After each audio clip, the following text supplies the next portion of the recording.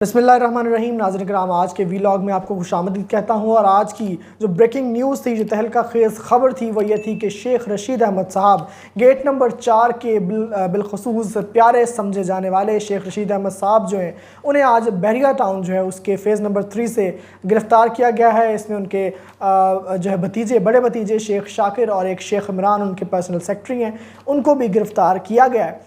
और उनके जो वकील हैं अब्दुल रज़ाक ख़ान साहब, वकील अब्दुल रज़ाक ख़ान साहब ने कहा कि शेख रशीद साहब को गिरफ़्तार किया गया, इत्तला उन्होंने दी। और अभी शेख राशिद शफ़ीक जो हैं, जो शेख रशीद के अंडर MP का इलेक्शन लड़ते हैं, शेख रशीद के भतीजे हैं, उन्होंने ये बयान दिया है कि शेख रशीद साहब के हवाले से अदालतों में पंजाब पुलिस ने और इस्लामाबाद पुलिस ने, FIA ने, सब ने ये लिख कर दिया हुआ था कि हमें शेख रशीद साहब जो है वो किसी भी केस में मतलूब नहीं है।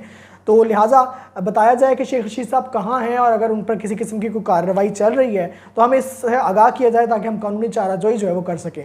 तो एक जो इंप्रेशन था कि शेख रशीद साहब जो हैं वो ख़ास हलकों के बड़े करीब समझे जाते हैं और ख़ास हल्के जो हैं उनको तंग नहीं करेंगे, तो वो इंप्रेशन मज़ीद ज़ायल हो रहा है। इससे पहले भी वो गिरफ़्तार हुए हैं और टेलीफोनिक गुफ्तगू चौधरी परवेज़ इलाही और शेख रशीद के दरमियान भी हुई, लेकिन अब ये हुआ है कि शेख रशीद साहब जो है वो गिरफ़्तार हो गए हैं। शेख रशीद साहब एक बड़ी वोकल आवाज़ हैं, अगर वो TV पर आएँ, TV पर गुफ्तगू करें, अगर उनका बयान भी जारी हो तो इस तरह ट्विस्टेड अंदाज में वो गुफ्तगू करते हैं, लच्छेदार गुफ्तगू करने के माहिर हैं।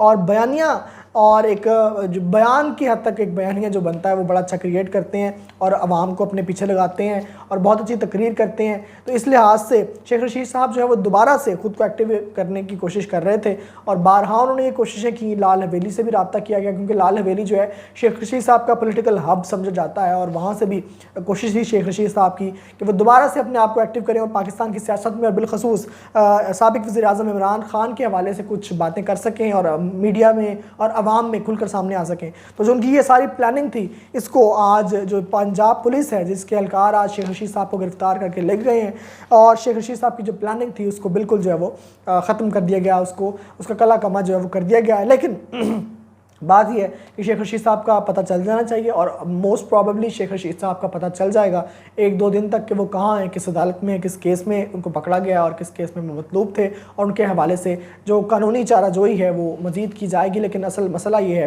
कि शेख रशीद साहब जो हैं वो अब आवाम के सामने नहीं आ सकते, और जो PTI की एक और आवाज़, एक नामदार आवाज़ जो मीडिया की हद तक, सियासत.pk की हद तक, सोशल मीडिया की हद तक थी, वो दोबारा से दबाने की, एक बड़ी आवाज़ दबाने की कोशिश की गई है जो कि कामयाब हो गई है। इसके साथ साथ अगर बात करें आज अनवारुल हक काकड़ साहब की, निगरान हुकूमतों के हवाले से थोड़ी सी बातें करते हैं।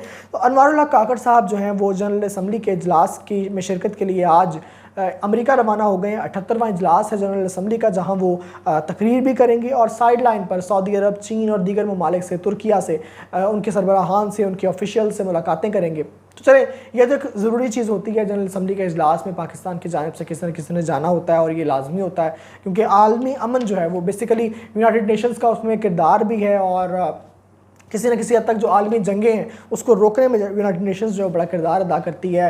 और बहुत से फ़ंड्स जो पाकिस्तान को मिलते हैं, बहुत सी मराद जो पाकिस्तान को मिलती है, बहुत से कर्ज़ जो पाकिस्तान को मिलते हैं, वो भी यूनाइटेड नेशन की अपील पर भी मिल रहे होते हैं। लिहाजा ये अच्छी एक चीज़ है कि अनवारुल हक काकड़ साहब खुद बतौर निगरान वज़ीर-ए-आज़म पाकिस्तान जो है वहाँ पहुँचेंगे और ख़िताब करेंगे, और सरकारी खर्चे पर ज़ाहिर सी बात है वो जा रहे हैं, और उम्मीद करते हैं कि वो उस तरह का ही खिताब कर सकें जिस तरह का कैदी नंबर 804 ने किसी दौर में किया था, जिसका इम्पैक्ट जो है वो आज तक हम लोगों के जहनों से नहीं निकला है।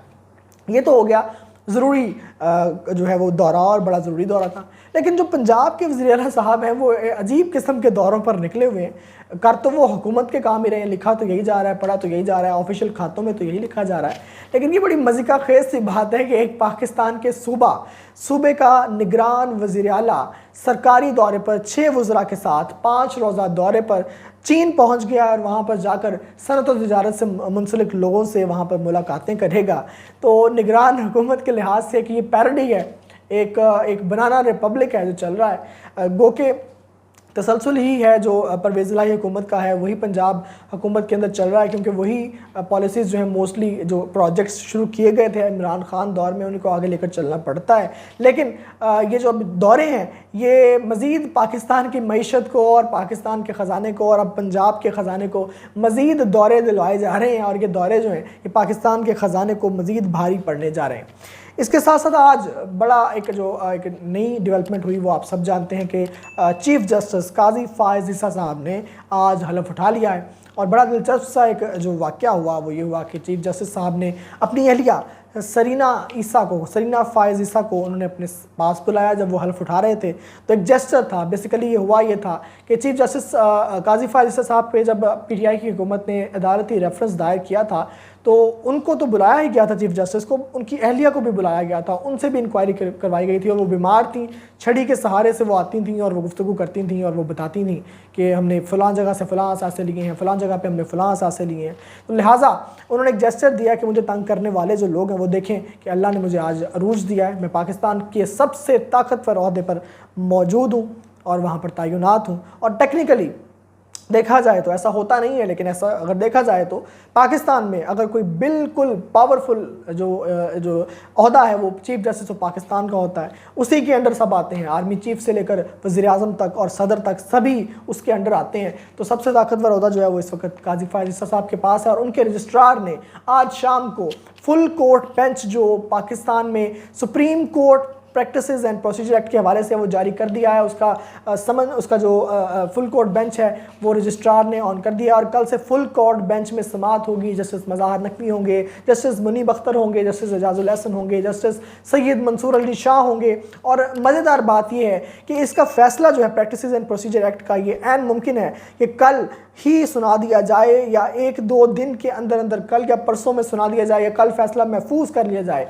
क्योंकि उसकी बड़ी वजह यह है कि चीफ जस्टिस काजी फ़ाइज़ ईसा साहब ये चाहते हैं कि जो फैसला है ये तमाम जजेस के कंसेंसस से आए। और जस्टिस सैयद मंसूर अली शाह साहब जो हैं वो छुट्टियों पर जा रहे हैं, इसलिए काजी फ़ाइज़ ईसा साहब का ये ख्याल है कि ये फैसला उनके छुट्टियों पर जाने से पहले हो जाना चाहिए। लिहाजा काजी फ़ाइज़ ईसा साहब जो है वो कल इसका फैसला प्रैक्टिसेस एंड प्रोसीजर एक्ट का दे देंगे। और मुमकिन फ़ैसला यही है कि इसको बहाल किया जाएगा, प्रैक्टिसेस एंड प्रोसीजर्स एक्ट को, तरमीम को बहाल किया जाएगा। और उसके बाद नैब केस जो नैब तरामीम थी जो साबिक चीफ जस्टिस उमर अता बंदयाल ने जिनको नाफिज नहीं किया था और उनके कुछ शिकों को कलअदम करार दिया था, वो दोबारा से लागू हो जाएंगी। तो लिहाजा अदालती महाज पर भी एक नई जंग जो है वो छिड़ चुकी है। इसके साथ साथ जनरल नदीम अंजुम हमारे DGISI हैं, तो बहुत से लोग बगलें बजा रहे हैं कि उनकी जो मुद्दत मुलाजिमत है उसमें गैर मुअय्यना मुद्दत तक तौसी कर दी गई है।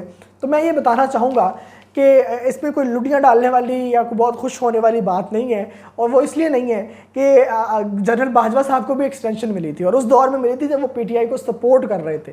लिहाजा ये जो एक्सटेंशन होती है कि किसी को फ़ायदा किसी को नुकसान नहीं देती। अगर PTI ने जनरल बाजवा को एक्सटेंशन दी थी तो फिर फ़ायदा तो PTI को होना चाहिए था, लेकिन फ़ायदा नून लीग को हुआ, फ़ायदा PTM को हुआ। लिहाजा अब अगर जनरल नदीम अंजुम की एक्सटेंशन हुई है तो इसमें बगले बजाने की कोई ज़रूरत नहीं है, खुश होने की कोई ज़रूरत नहीं है। ये पार्ट ऑफ द गेम है, पार्ट ऑफ रूटीन है। पाकिस्तान में अक्सर जनरल जो हैं वो अपनी जो है वो रिटायरमेंट में और अपनी जो रिटायरमेंट की मुद्दत है उसमें तौसीक़ करवाते हैं, अपनी जो मुद्दत मुलाजमत है उसमें तौसीक़ करवाते हैं। तो ऐसा कोई ख़ास बात नहीं है। आदिल राजा साहब एक बहुत फेमस साबिक मेजर हैं, मेजर आदिल राजा हैं और पाकिस्तान में जो सियासी मामलात हैं उन पर कमेंट्री करते हैं, ट्वीट्स करते हैं, एक यूट्यूब चैनल भी बनाया हुआ है, उसके बारे में बातें भी करते हैं। उन्होंने कल एक ट्वीट किया, कंट्रोवर्शियल सा ट्वीट था। उन्होंने कहा कि पाकिस्तान तहरीक इंसाफ का कोई एक ऐसा रहनुमा है जो कि इस वक्त बाहर बैठा हुआ है, पाकिस्तान से बाहर, और भाषण दे रहा है। और उन्होंने कहा कि ये जो भाषण है इसके किसी काम नहीं आएंगे क्योंकि वो इमरान खान साहब के साथ मुखलिस नहीं है वो शख्स। इसी वजह से इमरान खान साहब ने अपने दौरे हुकूमत में उस शख्स को खुद से दूर कर दिया था। अब 2 लोग हैं जो अमेरिका में बैठे हुए हैं, उन्होंने अमेरिका का लफ्ज़ इस्तेमाल किया था आदिल राजा साहब ने। एक शहजाद अकबर साहब हैं, दूसरे शहबाज गिल साहब हैं। तो ये जो PTI में शीन कॉन्फ्रेंस है, शहबाज और शहजाद कॉन्फ्रेंस, अब इसमें से किसका जिक्र किया जा रहा है? मेरे ज़ाती ख्याल के मुताबिक शायद वो शहजाद अकबर साहब हैं, क्योंकि शहजाद अकबर साहब ही थे जिनसे दूरी इमरान खान साहब ने खुद इख्तियार कर ली थी। और इमरान खान साहब ये समझ रहे थे कि शहजाद अकबर साहब जो हैं वो एहतसाब को इम्प्लीमेंट करवाने में नाकाम हो रहे हैं। लेकिन असल बात ये है, असल मुद्दा ये है कि आदिल राजा साहब या कोई भी ऐसा जर्नलिस्ट जो है जो PTI के अंदर मज़ीद दरारें बनाने की कोशिश कर रहा है, क्या वो PTI को फ़ायदा दे रहा है या PTI को नुकसान पहुँचा रहा है? PTI में पहले ही रहनुमाओं की बहुत सी किल्लत पाई जाती है। आज शेख रशीद साहब PTI में तो नहीं है, लेकिन PTI के स्पोक्स पर्सन हैं, वो गिरफ्तार हो चुके हैं। हैं और कोई बोलने के लिए सामने नहीं है। तो इस तरह के माहौल में जो 2-4 बोलने वाले रह गए हैं, अगर उनके ख़िलाफ़ भी पीटीआई के अंदर दरार डालने की कोशिश की जाएगी तो फिर मेरा ख़्याल है कि ये मज़ीद सूरत हाल को संगीनी की तरफ ले जाने वाली बात है। बहरहाल ये जो आदिल राजा साहब हैं, इनको मज़ीद इनके बारे में कंट्रोवर्शियल बातें भी सामने आती रहती हैं और ख़ुद पीटीआई जो है इनके बहुत से लगते ले रही है इस बयान पर। और मियाँ नवाज शरीफ साहब जब वापस आ रहे हैं तो मियाँ जब आएगा तो लग पता जाएगा। तो मरियम नवाज़ साहिबा जो हैं वो बड़ी एक्टिव हो चुकी हैं और उनके भी अब राब्ते जो हैं वो कायम हो गए हैं और दोबारा से वो तमाम MNAs MPs टिकट होल्डर्स को इंटैक्ट करने की कोशिश कर रही हैं। मैंने आपको कल भी बता दिया था। ये थी आज की चीज़ें खबरें। अब देखते हैं कि कल प्रैक्टिसेस एंड प्रोसीजर एक्ट का फ़ैसला क्या आता है। पाकिस्तान में सियासत का इन्हिसार और पाकिस्तान में अदालती महाज जो पीटीआई लड़ रही है उसका, और पीटीआई के अलावा भी जो दीगर सियासी जमातें लड़ रही हैं उसका इन्हिसार मेनली जो है इस वक्त practices and procedures act of Pakistan, supreme court of Pakistan के ऊपर है। तो देखते हैं कल इसका क्या फ़ैसला आता है। आपसे दरख्वास्त है कि हमारी इस वीडियो को लाइक करें, शेयर करें, चैनल को सब्सक्राइब करें। पाकिस्तान जिंदाबाद।